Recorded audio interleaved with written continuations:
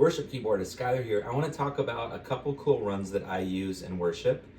We're going to use the key of C, and I'm just going to talk to you about how it works and try to make it as simple as possible. If you're playing in C, if you start on the C and maybe move up an octave, okay, start on the C, which is the root note of the key that we're playing in, key of C. Okay, C, B, G, D. Now this run can take you to any chord, whether you're playing F, right, A minor, G, C over E, even G over B going to C. Okay, so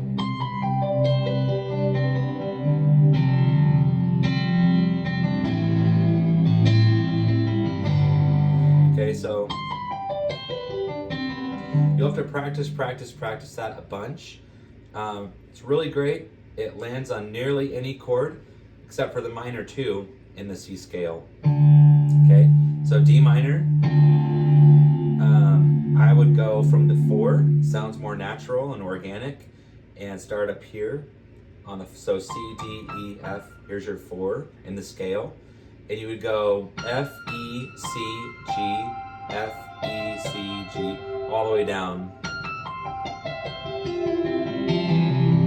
Right, so here's what it sounds like. Right, so it sounds really, really nice.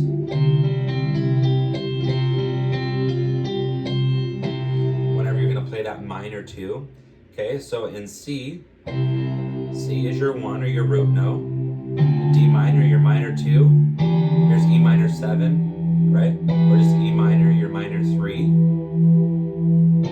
F, your major 4. G, your major 5. A should be A minor, right? And then B would be the 7, and it would be a B diminished chord. The B diminished is B, D, F. Okay, then back to C.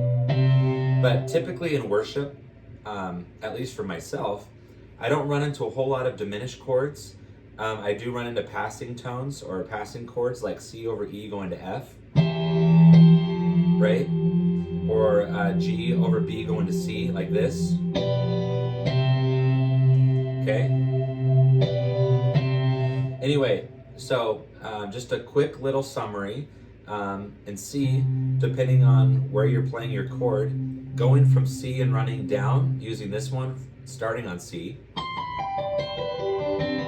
you can land on nearly any chord. Sounds way more natural for the D minor to start on the 4. So I'm not perfect, right?